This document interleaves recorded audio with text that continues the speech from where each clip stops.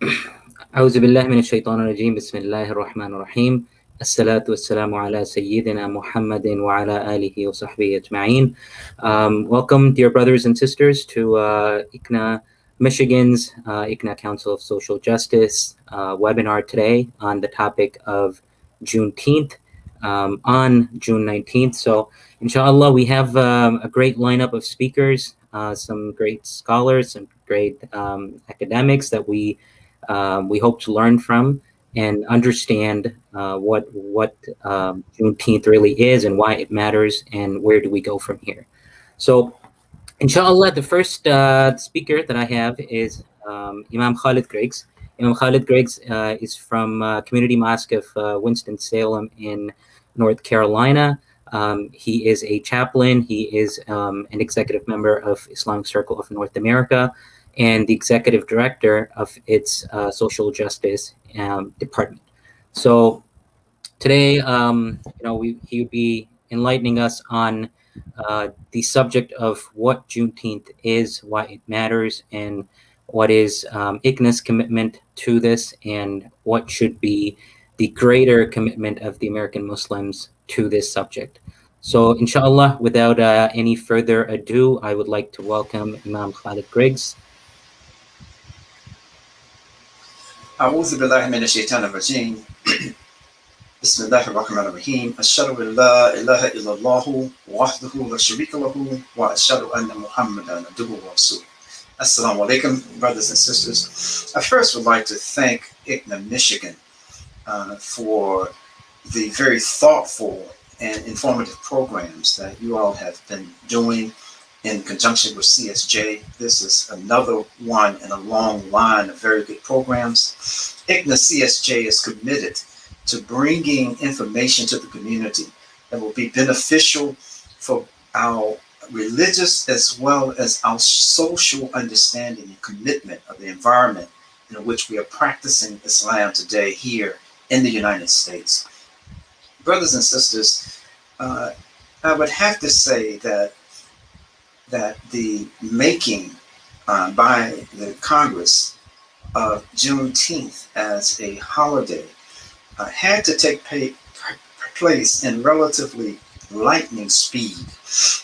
On one day, there's a discussion about the upcoming Juneteenth recognition. And I'll say that this recognition grows out of the emancipation or the declared emancipation of enslaved people in Galveston, Texas, and in the Galveston area in 1865. And we can note that this was 2 years after the official emancipation that was issued, proclamation that was issued by President Abraham Lincoln on January the 1st, to take effect January the 1st, 1963.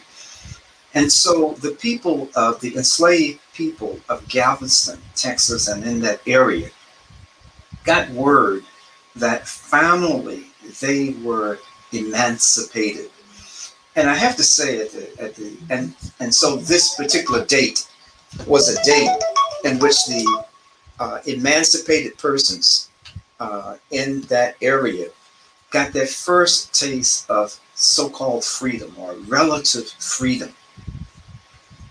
Now, I want to just say at the outset that even though Juneteenth is the oldest running African-American generated holiday or celebration in this country, it is a celebration that recognizes, and for years and years, starting in 1866, was recognized as a regional celebration. It was a celebration that not all emancipated people in the Confederate States recognized, because the Emancipation Proclamation only freed those who were in the Confederate States. Those in the border states like West Virginia and Missouri and the District of Columbia did not fall under this Emancipation Proclamation. And so even though it's the longest running continuous African-American celebration, it is also a celebration that does not have its precedent in other parts of the country. Hey, Assalamualaikum. Galveston, Texas. I'm in a meeting. I'll come you guys. Galveston, Texas, was not the only area in the United States where emancipated people got a late notice. This happened throughout the country. And as a matter of fact, I'd like to just give one other point, historical point, and that is with the emancipation, the Declaration of Independence, celebrated on July the 4th,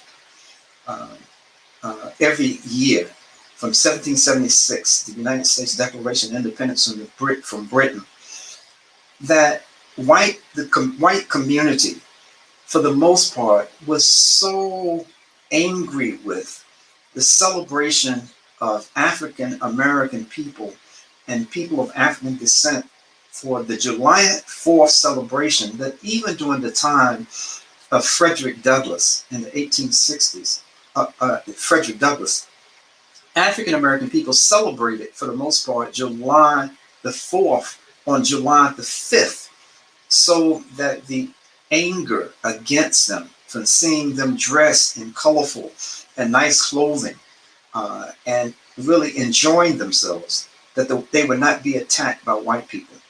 So I'm just trying to give a significance of having a date that would be celebrated, that was unique to those who were formerly enslaved in these former Confederate states, that it was a unique celebration that had nothing to do with the overall celebration of the independence of the country. I also want to point out, and I don't want to sound like a contrarian, and I'm not saying this to discourage anyone from recognizing the historical significance of Juneteenth and moving forward, particularly as a Muslim community. But I think that I have to point out that this particular celebration and how it has become a national holiday in such a relatively short period of time, meaning how the Republican Party, who has been so obstinate in blocking legislation that would be of benefit to African American people, like the George Floyd Justice Bill and other pieces of legislation, that they have been so obstinate in blocking this legislation, but yet they unanimously in the Senate passed this holiday, this celebration, which is now a federal holiday as of today, as of yesterday, actually. It's a federal holiday.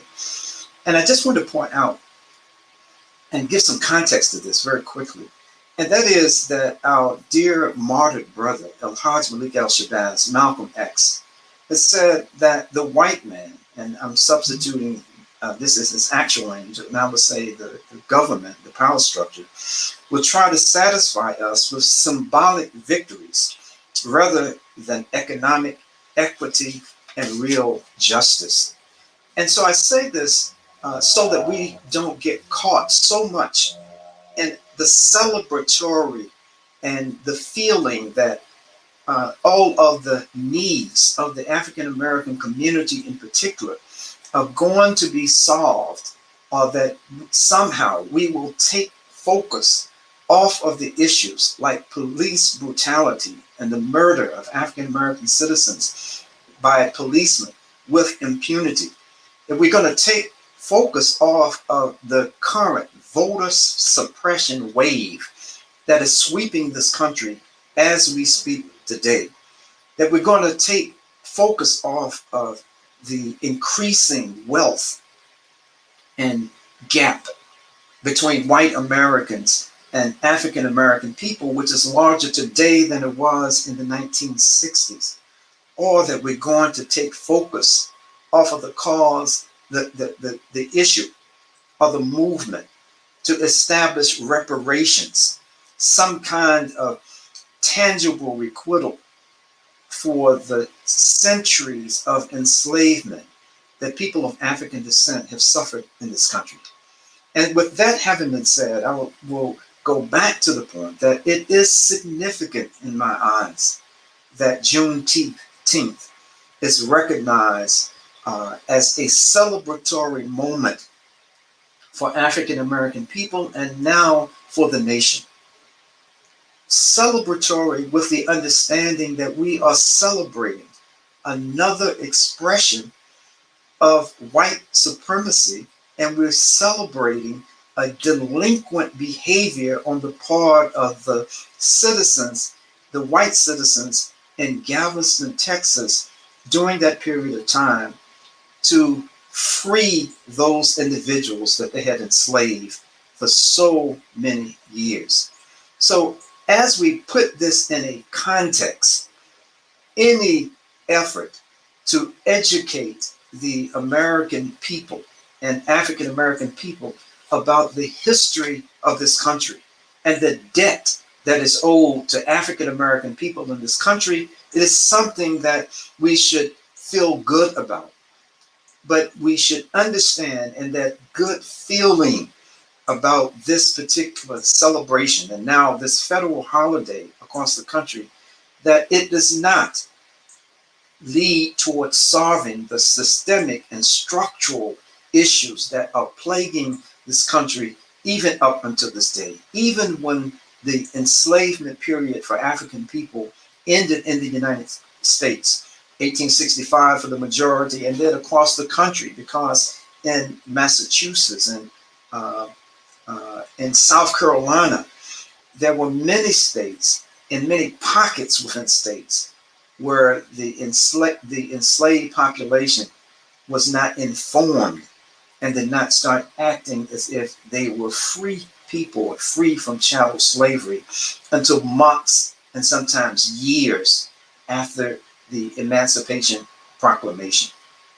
And so, as we recognize this event, let's recognize how much further we have to organize and how much more we have to try to push the call for not just recognitions like Juneteenth, which is, as I say, this is a very good recognition, but tangible, concrete efforts to try to address past and present inequities. And so, with this having been said, I will welcome very much our comments from our dear sister Aisha al-Adawiyah and our brother Imam Dawud Walid, the executive for CARE, and sister Aisha, of course, the director of Women in Islam. Assalamu alaikum. Jazakallah khair, Imam Khalid Griggs. Excellent points. I was taking some notes. So, inshallah, we hope that you will be able to join us for the question and answer session that we hope to have at the end of the speakers. So, for the viewers that are watching us live, please make sure you send us your questions, and we will get all the speakers at the end together in a panel style and raise those questions for them to answer.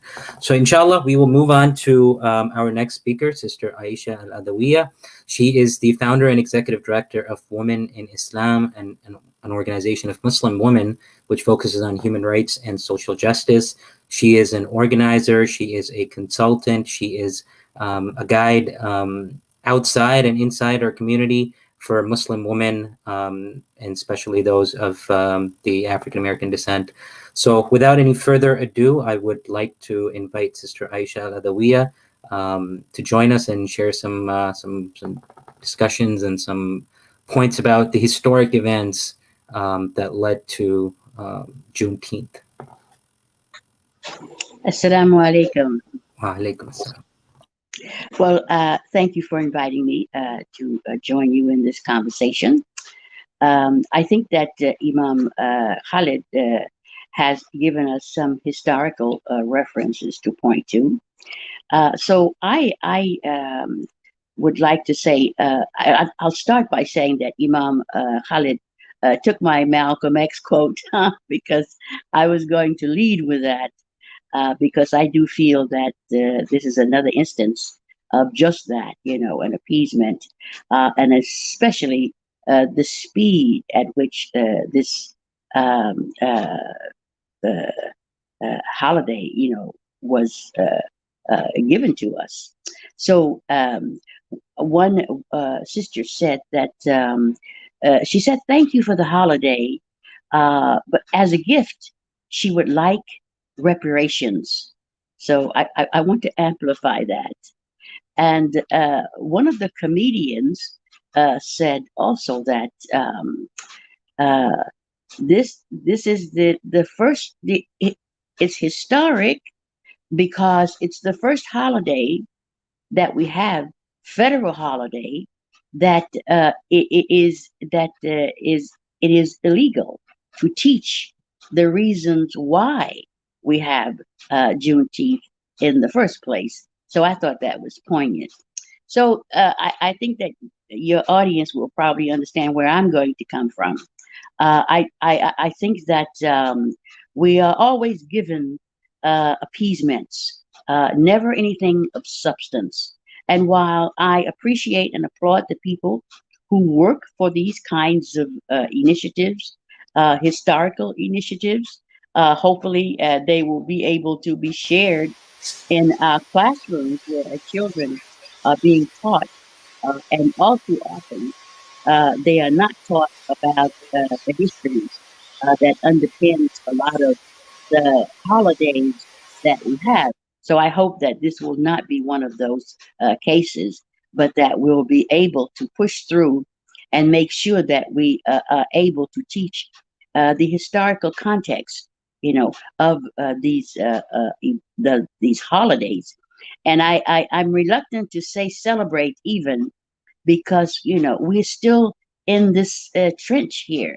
Uh, we are seeing so many black people being shot down in the streets, as they walk.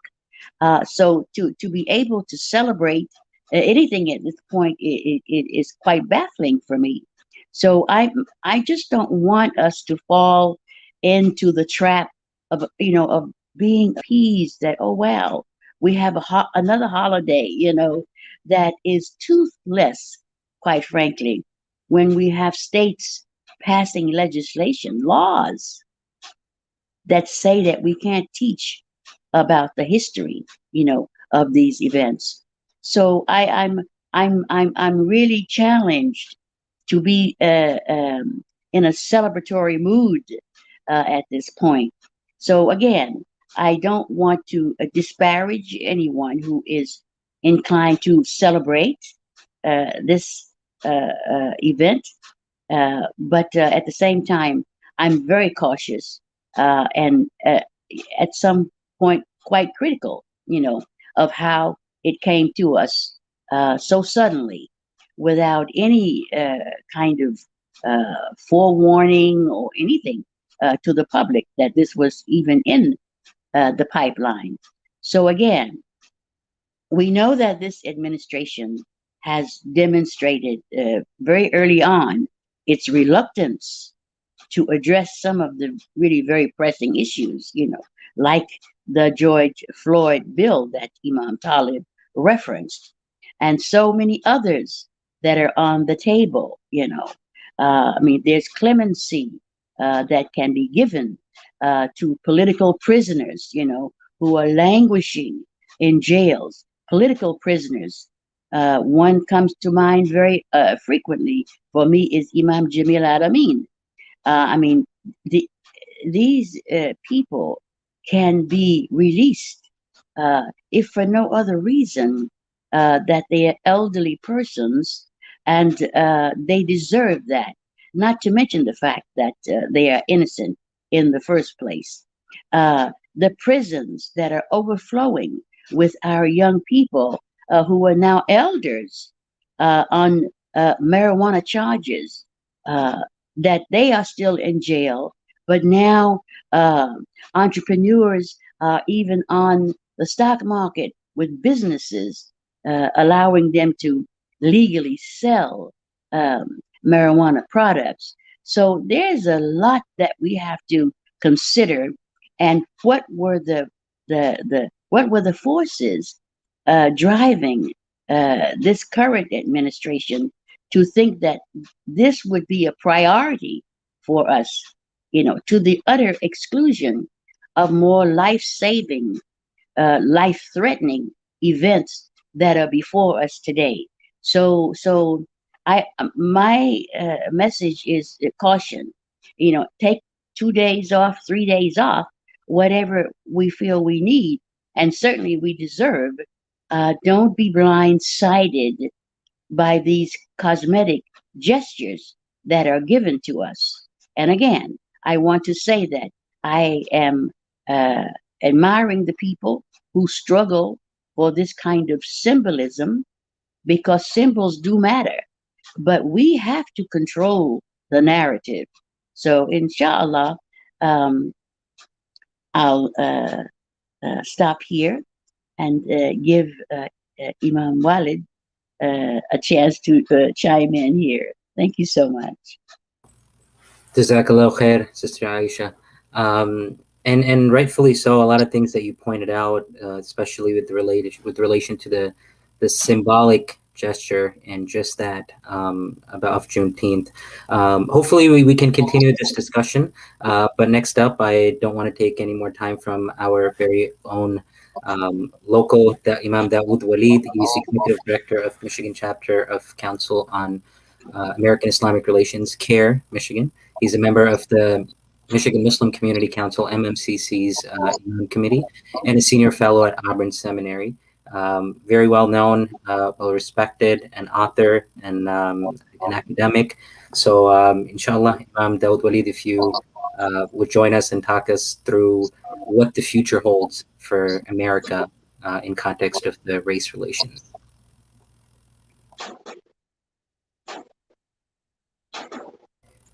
Imam Dawud, you're muted, so please, if you can unmute.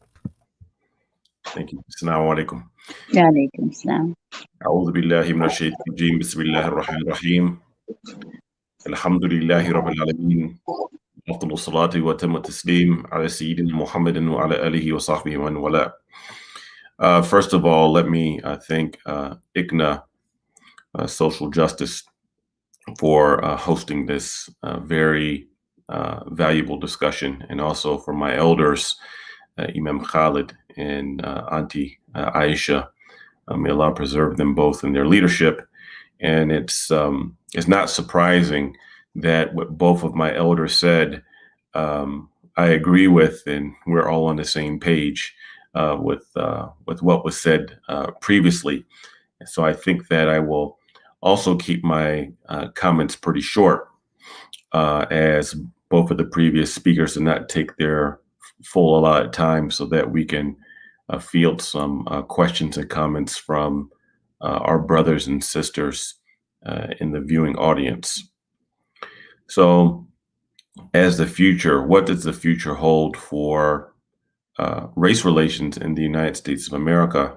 And, obviously none of us has knowledge of the ghaib, of the unseen, but we can somewhat make forecasts of what's going on based upon the trajectory of where our society is heading. But before that, we want to root all of our discussions in the Quranic ethos and the Quranic paradigm, right? And we know that the Quran is a timeless book, and those things that took place that are referenced in the Quran are a roadmap for what is to come, and how we should look at the societies that we live in and how to address things accordingly. So a very important point for us as Muslims, and not to get caught up in other people's discourses, let me say this, that from the part that we should play, I believe, in us moving forward. The Quran has 6,236 ayat or verses. And only about 10% of the Quran deals with what is called ahkam, meaning rulings or laws. So the overwhelming majority of the Quran doesn't deal with the halal and the haram, or doesn't deal with overt rulings of the sacred law, right? The majority of what the Quran is calling to is faith, and also the refinement of the human beings, which leads to ethical life, because there cannot be ethical life in society without people working on and dealing with their inward selves. And so is it true of the issue of racism. And I mention this for a reason, because no matter how many proclamations or how many holidays or how many laws the American government may pass, racism fundamentally starts off being a spiritual issue or a spiritual malady. And racism cannot be legislated away. And we have to be very clear about that. Yes, I mean, personally, I'm in favor of reparations for the descendants of the enslaved Africans in the United States of America. I mean, I'm in favor of that. I'm definitely in favor of, the Reform Act that has been put forward, named after George Floyd, who was just one of countless amount of African Americans, males and females, who've been murdered at the hands of law enforcement. I'm definitely in favor of that. I'm definitely in favor of further reform of mass incarceration. Further reform of laws that lead to mass incarceration and disproportionate amount of Black Americans, and also, let me say, Native Americans, who are the two most incarcerated groups per capita in the United States of America. There's no doubt about it. But these laws in and of themselves, even if they were to pass, right, don't fundamentally deal with the inward issue of the spiritual maladies that reflect people or that deal with people.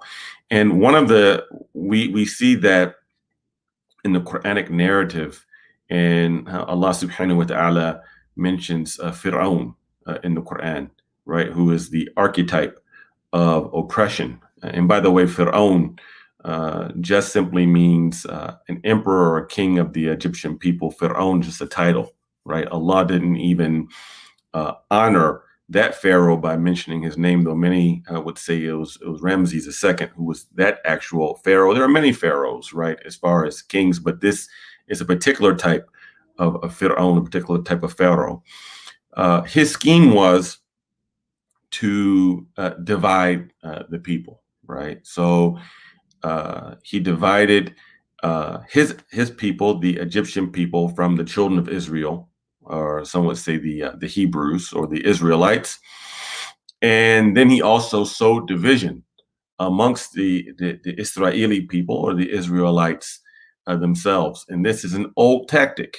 And if we go back to the history of the United States of America, and even the founding of what was initially called Jubilee Day and later became Juneteenth, is Jubilee Day, right? And our people were very spiritual, and first named this based upon the Hebrew Bible. And as the Jubilee is mentioned in the Hebrew Bible, is the release of Hebrews who were enslaved, right? So this is a religious or a biblical reference to Jubilee Day, which then later became Juneteenth, as now has been enshrined to a national holiday, right? But it was that time that the Fir'aun of that time and the people who were in his court sought to divide the people, right? And even though the average Egyptian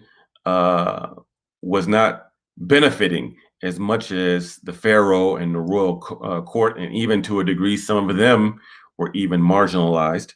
But the divide and conquer tactics was, well, the poor Egyptians, at least you're not as bad off, or at least you're not those Hebrews or those Israelites, right, who were made to toil and work as enslaved people. And thusly, in the United States of America, that tactic and that scheme was used to divide Europeans who were formerly indentured servants from enslaved Africans, poor whites, which, by the way, a very small percentage of white people actually owned Africans in the antebellum South.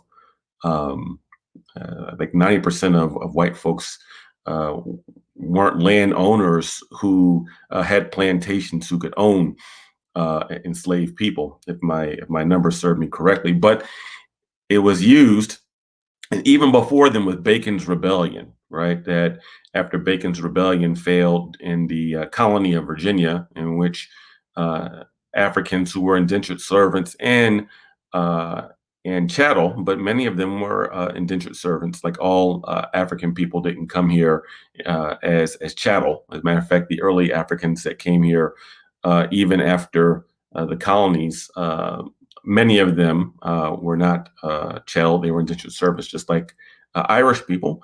But it was a divide and conquer tactic that was used to for those who were the elite, those who were the ruling class, those who were in power, that they would hold on to their privilege and to their power, and they would use and try to divide the white people who weren't on their socio-political level, to use them and to keep them divided from the African people, so that they would not rise up against the ruling class. And as far as I can see here in the United States of America, and we have these diversionary tactics that are being done, as both the Imam and Auntie Aisha mentioned, and symbolism does have importance, but I view these things as well as diversionary tactics, that you have this divide and conquer tactics that are being used to divide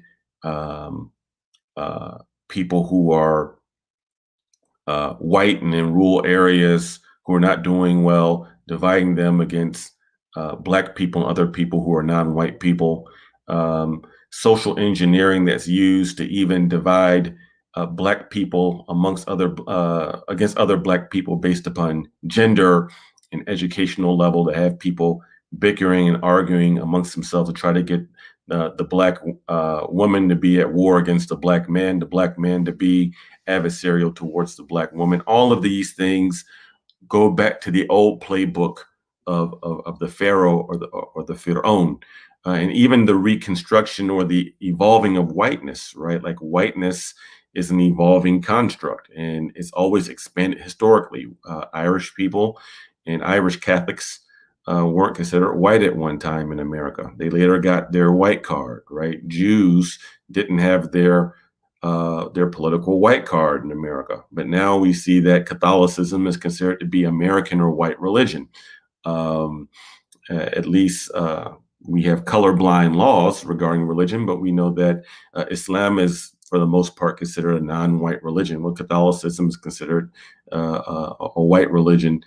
Judaism, for the most part, is considered to be a white religion. So this thing expands. So now you see, and I'm in actually Florida right now visiting family, but you have this issue, and I can see this very clearly, of Latinos, especially white Latinos, where there's a move to try to, with the Cubans, and we have Cuban Americans like Ted Cruz, who are aspiring to represent a new type of whiteness, so they get absorbed into whiteness, right? There were a number of Arab Americans who were jockeying for their white card, but 9/11 killed that for overtly people who are overtly culturally Arab, especially for Muslims who are Arab, right? So I view that on the one hand, there's a level of heightened racial consciousness that has come back up in the American society in 2020, 2021 that we are in now. And from my understanding, before I was born, there was a heightened race consciousness in the late 60s and early 70s that came about, and these things ebb and flow. But we should expect that there's going to be forces of capitalism, forces of people who want to keep a white hegemony, who are going to seek to expand whiteness, and want to continue to divide the people in the pharaonic type of game plan to keep people divided amongst themselves. And I think it's our job as Muslims that we have a roadmap of the Quran, we have a roadmap of the Sunnah, that if we strive to embody as a community the issues of racial equity, of this type of what we could say social egalitarianism inside the Muslim community, not just in speech, but in deed, that we can help serve as a model of spiritual healing, for the United States of America. But it's not us adopting the language of the woke, of canceling all white folks, or picking up other sorts of discourse that's going to bring healing to America. As a matter of fact, that is implicitly and unknowingly actually playing into the playbook of Fir'aun and Pharaoh's minions, who are in the Democratic and Republican parties, and they're not just Republicans, right? They're wolves and they're foxes too. With that, I'll conclude with my comment. Wafa minkum, please pardon me. Jazakallah khair, Imam Khalid Walid. So inshallah, we have wrapped up the speakers and their comments and their discussions. I would like to invite all three of our speakers for a open panel discussion, questions. Alhamdulillah, we had all the speakers touch on different aspects, so it was very beautiful. I have jotted down some questions. There are some questions that are coming in through the viewers as well. So if I may start with the first question for Imam Khalid. So Imam Khalid, I was, this is with respect to some of the points that you touched on. So I was yesterday, or I believe 2 days ago, we had a corporate event where we were discussing Juneteenth, and one of the coworkers mentioned that their classmates back in college from South Carolina was telling how they were taught the Civil War, not as the Civil War, but as, I quote, war of Northern aggression, right? So, I mean, what I wanted to ask you is that what role does education play in all of this, and how should we approach it very mindfully? Yeah, thanks so much. That's a very good question, and an honest comment from the person who actually asked that particular question. You know, the thing is, education has so many facets to it, and there's so many sources for us to be educated. And I think primarily what African Americans and many others in this country have suffered from has actually been formalized education, but it's been a miseducation. And so it doesn't, so the education that we need right now is the education of actual history, historical fact, to bring forward those, and we're talking about African American history, to bring forward out of the dusty archives, which everything is digital now, Sister Aisha, so I know that. Yeah, but we need to bring these things forward. We need to start looking at those who recorded the history during the time as it was happening, and be more critical in our reading and what we're consuming in the name of education. I think that, to a fault, has been a major problem why not just African American people, but the process of critical thinking has been just removed for the most part in our educational system. You know, it's I grew up in a Southern Baptist church, and many churches throughout the South, and I don't know if it was limited to the South, but I know in the South we had what was called a watch night. And this watch night, and it may just be in the Baptist tradition, but in this watch night, it was the day, the morning before, or the night before New Year's Eve. And that Emancipation Proclamation was so critical, of critical importance to descendants of former enslaved people, that, and it had a religious time. So in the churches all across the South, you had this watch night going on, and you know, my family and so many other families were spending their nights in church, waiting for that 12 o'clock hour where we can say, well, this is January the 1st, not just shoot off firecrackers, but this has historical significance for us as people of African descent. And so I think that when we delve deeply into the history, we will be rewarded by what we find, and we can quit passing on some of this, superficial and even erroneous history oftentimes.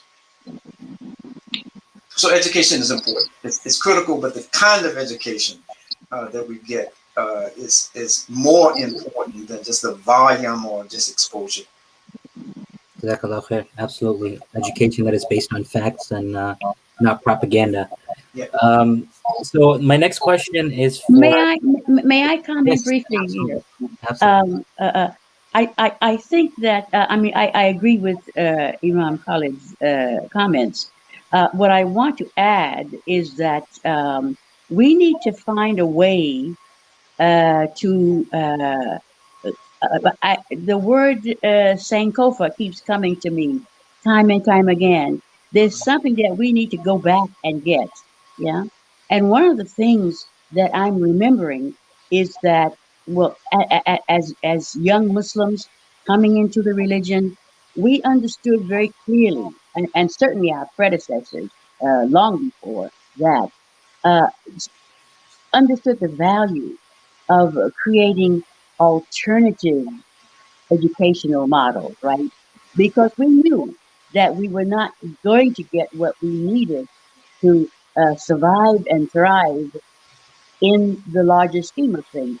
So I'm again advocating that we do that because we know that academia is not going to deliver us liberation. We know that. There's one scholar who wrote this wonderful book because many of our people who are very proud and, of course, they make tremendous sacrifices and contributions, and the struggles that they've made to attain a formal academic education, right? But without the necessary critique of what it is that they are imbibing, right?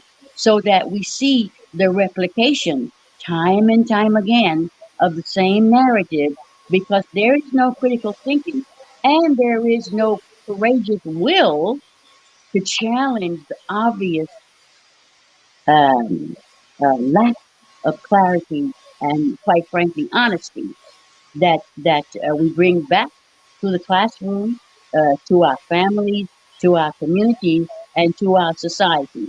So I want to say that because I see more and more, our young people, our children, going into elite universities, and they come out brilliant, in these areas. But there is something that prevents them from challenging the status quo. Yeah. And when they do, we understand and they know that they will become targets. So, how do we mitigate this? I mean, what is it that we need to do in order to bring about real change? And I think it starts with, Carter Jefferson talked about the miseducation of the Negro. So I insert here the miseducation of the Muslims as well, because we are carrying that burden as well. And I'm also reminded of this book that Dr. Green wrote about the post-traumatic slave syndrome.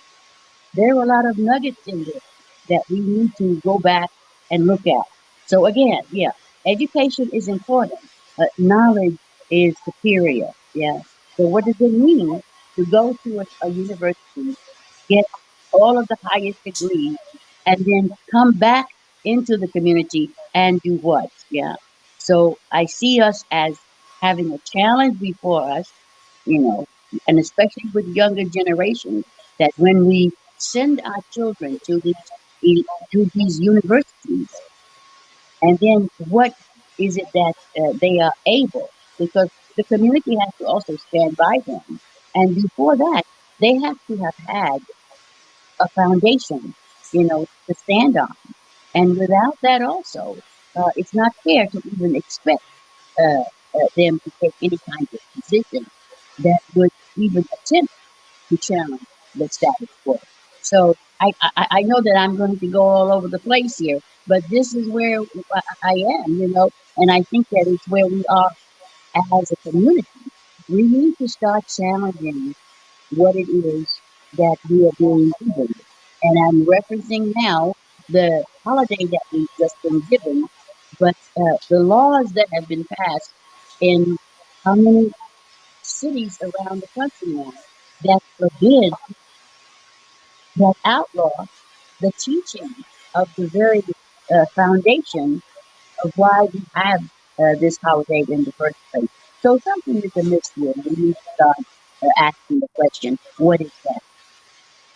Jazakallah khair. And if I may add, for someone from an immigrant culture, Arab, Desi, it's also to learn from, I mean, we don't have that experience that, and life experience that you guys of our African American leadership have. So I think to learn to have these kind of discussions is also very important, other than just relying on pure academics from elite universities. So, but you have a colonial experience. Yes, and they're all cousins and sisters and brothers. Absolutely. So we need to untangle all of that. Yep. So next question that I have is for Imam Dawud Walid. Imam Dawud, you kind of touched upon some of the socioeconomic aspects of the racism and the race relationships in this country. What I wanted to ask you is that we know that this country was built on foundations of these imbalanced, unjust socioeconomic relationships, from redlining to busing, and that's all. That building is there, right? So how do we cover that gap now, or how do we, try to dismantle that and address that? Bismillah ar-Rahman ar-Rahim. So, just to cut through the chase, it's hard for any group of people to give anyone who's thirsty something to drink in their cup if their cup is empty, right? So, I mean, we have a lot of work to do inside of ourselves, right? And as Auntie Aisha just made reference to, this just isn't an issue of mental conditioning of the sense of enslaved Africans, but for all Muslim people who immigrated here, who were colonialized by the French or the British or the Italians, whoever, you can pick the colonial master, right? And we have to see how we work as communities by our trying to live the American dream. We are profiting off of the marginalization of other people, right?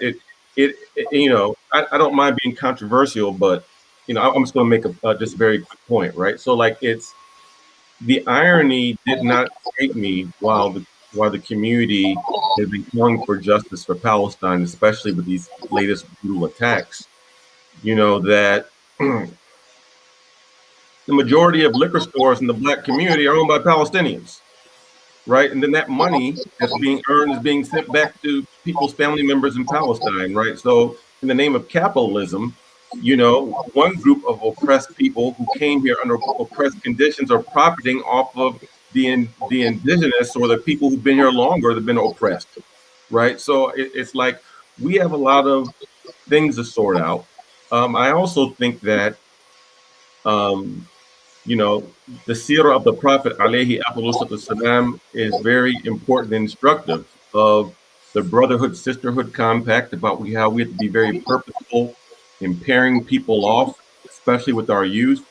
The issue of education that was mentioned, the issue of putting people into positions in our community, in institutions and masajid, that don't look like us, but who are qualified. Like Bilal just wasn't the muezzin, the Black guy with a nice voice. He was the treasurer. He was Khazin Beit Mal. He collected the zakat for the Prophet ﷺ, right?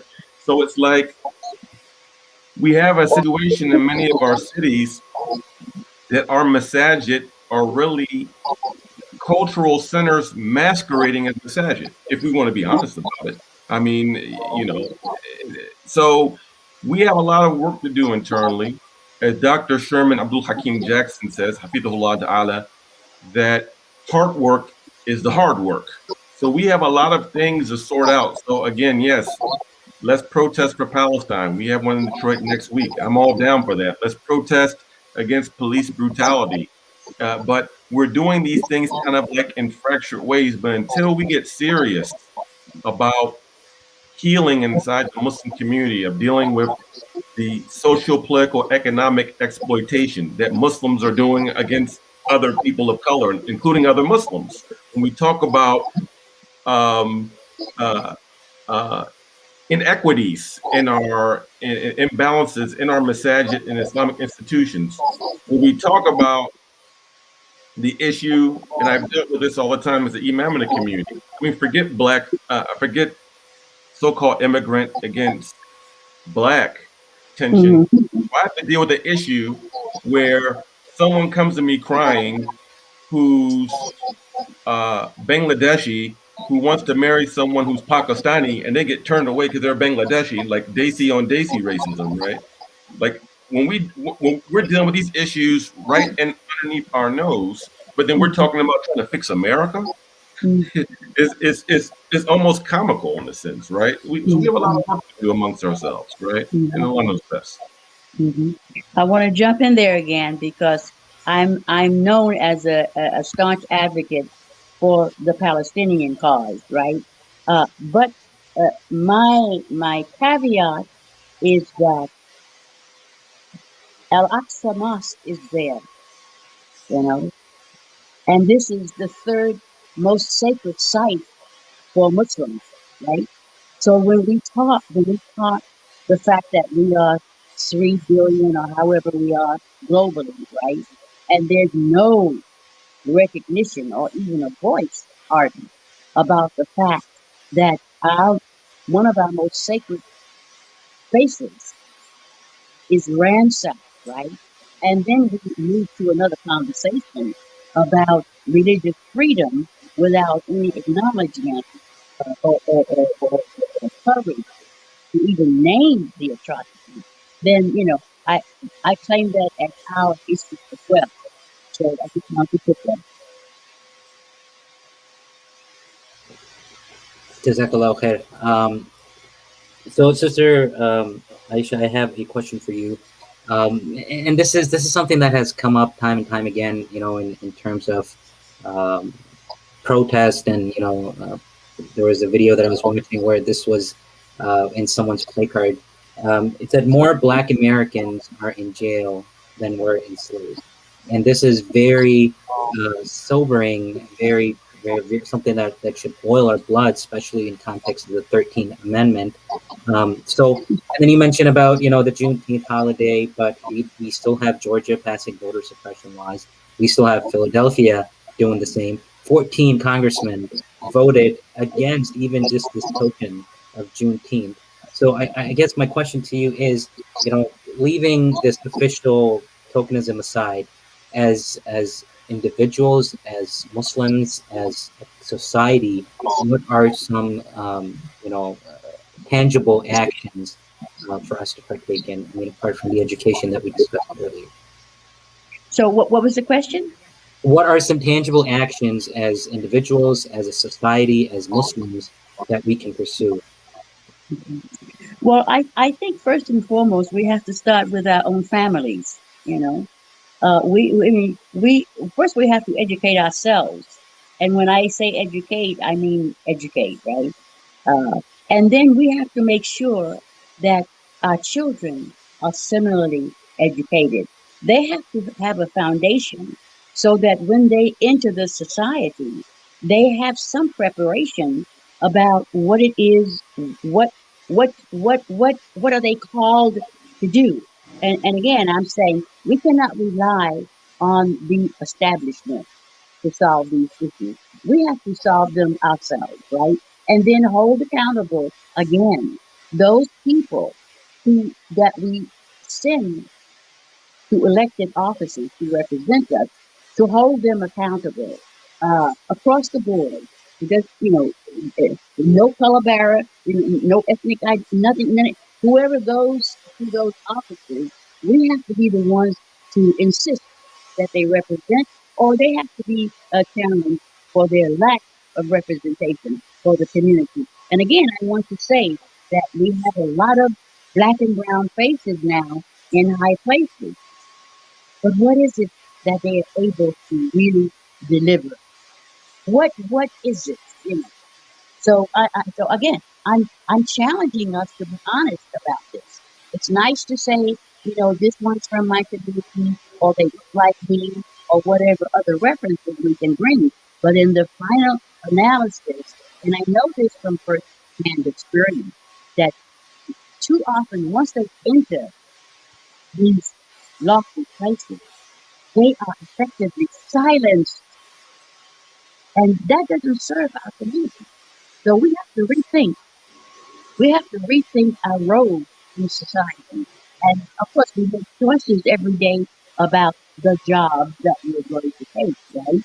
But we also have to recognize that we have a responsibility, you know, to give back something.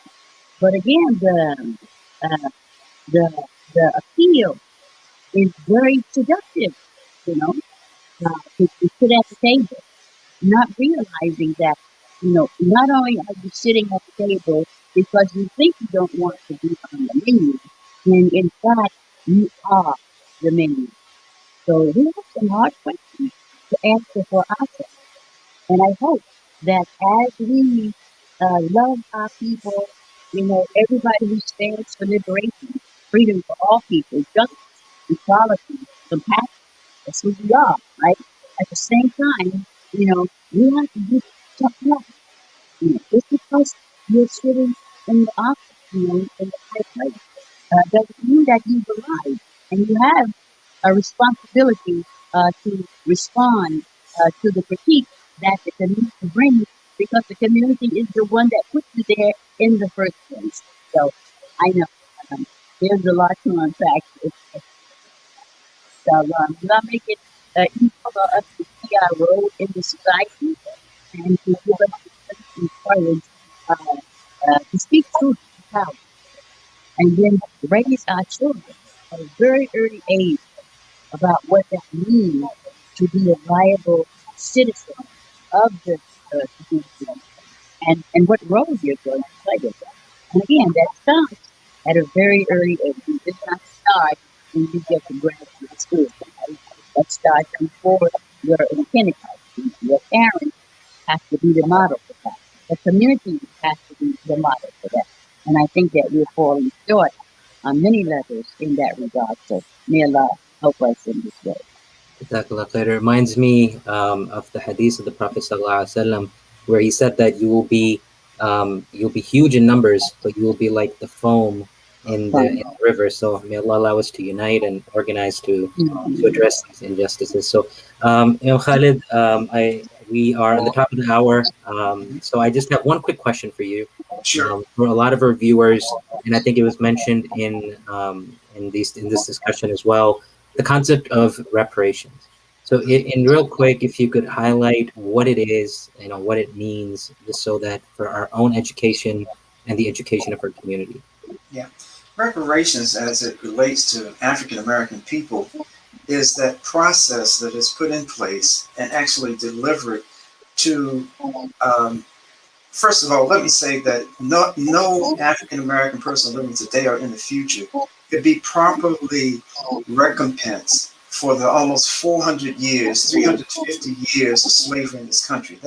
You just can't do that. You can't come up with a figure. So it's more than just a financial, a dollar and cents. I think too often some of the opposition comes in people's mind when you just think that you're just going to write checks, huge checks to Black people and just let them go and do whatever they want to do with it. Money, the financial part, is a part of it, just like with all of the attention that's been paid to what happened in the Greenwood section of Tulsa in 1921 with Black Wall Street. That was generational wealth that had been established in many of these banks and these businesses that were owned by Black people. Then not only were those businesses stopped, most of them burnt to the ground, the people run out of town, they were killed. And so there's so many episodes in U.S. history that when there was an opportunity for Black wealth to be put together and be very beneficial, not just to the present generation, but future generations, the rage that white people, many, not all white people, but many white people continue to carry against seeing who they may perceive as being undeserving people to share in the wealth of this nation, disregarding how the engine that drove the accumulation of wealth in this country, which was slavery. So reparations is a conscious attempt, it's a recognition, first, that something has been terribly done wrong, that these people, people of African descent in this country, have been denied the opportunity to not only just accumulate wealth, the means of wealth, the entire process of denying this accumulation of wealth that justifies descendants of African people receiving some kind of first recognition and some kind of financial or material remuneration, whether it's college scholarships, but I say that money should be a part of it. And I just want to add very, very quickly that reparation is nothing new in this country. As a matter of fact, in 8.5 months before Lincoln signed the Declaration of Independence, 8.5 months before that, he signed an act in which enslavers, plantation owners, were given reparations for their so-called property, meaning us, that they lost as a result of slavery being taken away from them as their means of getting rich. And they were given reparations all across the South. The Union, those the victorious ones in the Civil War, so-called victorious ones in the Civil War, through them, monies were given to Southern planters to try to, for reparations for the property that they lost, to try to win their support for this plan of Reconstruction, to try to mute their opposition against allowing African people to be free and to live their lives and have land and property and all this other stuff. The federal government and state government, through the federal government, they were given money as reparations. The nation of France, up until, and I noticed another country, but just one of the grossest examples of reparation that I can imagine, that I know historically, when the island of Haiti gained its independence through struggle in 1804, the French government said, okay, well, we won't punish you, we won't stay after you, but you have to give us reparations. And this went on to the tune of billions of dollars, all the way up into 1947, this nation. And how did they pay for all this money they were asking for? The French government and their largesse, they were so nice that they had the French banks loan them the Haitian government money to pay back to the French government.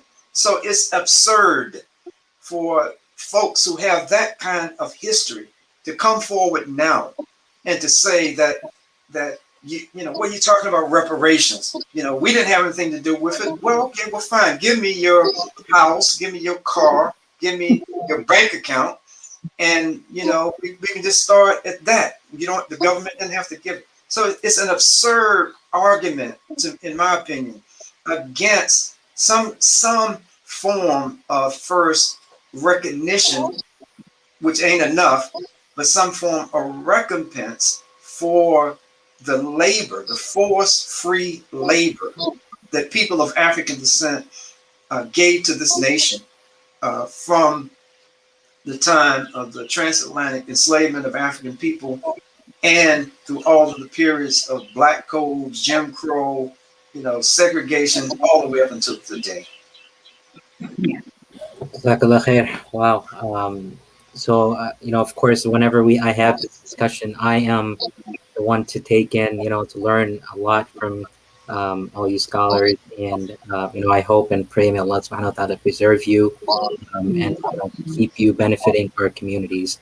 So inshallah, that we come to a conclusion of our Q&A.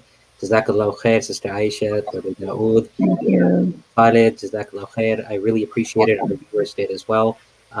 So to close this up, Imam Dawud, if you don't mind just making a short dua, so inshallah we will wrap that. أعوذ بالله من الشيطان الرجيم بسم الله الرحمن الرحيم الحمد لله رب العالمين والصلاة والسلام على سيدنا محمد وعلى آله وصحبه ومن والاه. We ask Allah subhanahu wa ta'ala to bring our hearts together in love. We ask Allah Azza wa Jal to not have us be a people who are divided. We ask Allah Azza wa Jal to have us hold on firmly to the Quran and to the Sunnah of the Prophet sallallahu alaihi wasallam. We ask Almighty Allah Azza wa Jal to make us be a means of healing in the United States of America. We ask Almighty Allah subhanahu wa ta'ala to make us be a people of justice and to make us not be amongst those who further marginalize and add on to the injustice of other people. سبحانك اللهم وبحمدك نشهد ان لا اله الا انت نستغفرك ونتوب اليك. اعوذ بالله من الشيطان الرجيم بسم الله الرحمن الرحيم والعصر ان الانسان لفي خسر الا الذين امنوا وعملوا الصالحات وتواصوا بالحق وتواصوا بالصبر وصلى الله على سيدنا محمد وعلى اله وسلم والحمد لله. Assalamu alaikum. Jazakallah khair. Inshallah we'll speak